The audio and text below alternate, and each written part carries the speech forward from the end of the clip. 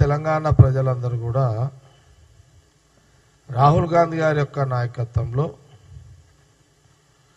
మరి తెలంగాణలో కాంగ్రెస్కి పట్టం కట్టాలి, కాంగ్రెస్కి అధికారం ఇవ్వాలి అని తెలంగాణ ప్రజలు కాంగ్రెస్కి అవకాశం ఇవ్వడం జరిగింది.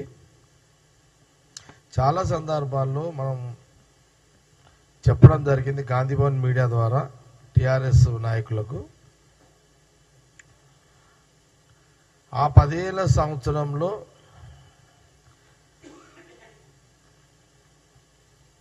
కేసీఆర్ సెక్రటరియట్కి రాలేదు. నంబర్ 1. ప్రజాక్షేత్రంలో ప్రజా జీవితంలో ప్రజల మధ్యలో ఎప్పుడు తిరగలేదు. నంబర్ 2.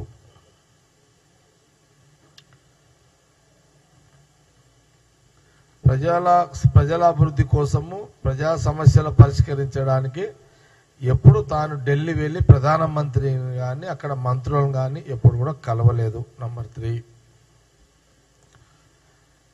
ఆయన పర్మనెంట్ గా ఫామ్ హౌస్ కే పరిమితమైండు. నంబర్ 4. ఇది మీ నాయన చరిత్ర, కేసీఆర్ చరిత్ర. దీని మీద కేటీఆర్ కానీ హరీష్ రావు కానీ జవాబు చెప్పాల్సిన అవసరం ఉన్నది.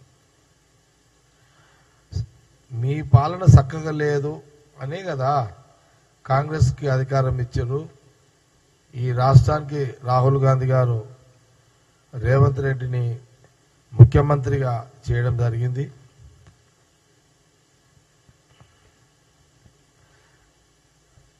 వాళ్ళు 10 సంవత్సరాల అధికారంలో ఉండడంతో ఏమైందంటే సడన్లీ వాళ్ళకు అధికారం పోయేసరికి వాళ్ళు షాక్లో ఉన్నారు. వాళ్ళు వాస్తవం కూడా 10 ఏళ్ళు ఆ రాజ్య భోగ్యాలు అనుభవించే క్రమంలో 10 సంవత్సరాలు అధికారం 10 సంవత్సరాల తర్వాత అధికారం పోయేసరికి కంటిన్యూ తర్వాత వాళ్ళ షాకింగ్లోనే ఉన్నారు. అది జీర్ణించుకోలేకపోతున్నారు వాళ్ళు.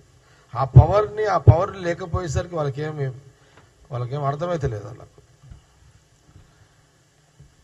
ఇప్పుడు ముఖ్యమంత్రి రేవంత్ రెడ్డి గారు ఆయన బాధ్యత ఏంది? తెలంగాణ ప్రజల సమస్యల పరిష్కారము కేంద్ర ప్రభుత్వం ద్వారా తీసుకోవాలి. కేంద్రానికి ద్వారా నిధులు సమకూర్చే దాంట్లో ఢిల్లీకి వెళ్ళాలి.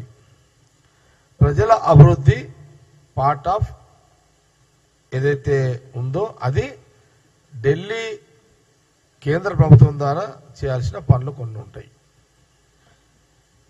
ఢిల్లీ పదే పోతున్నాడని మీ విమర్శలు మీ రాజకీయ విమర్శలు.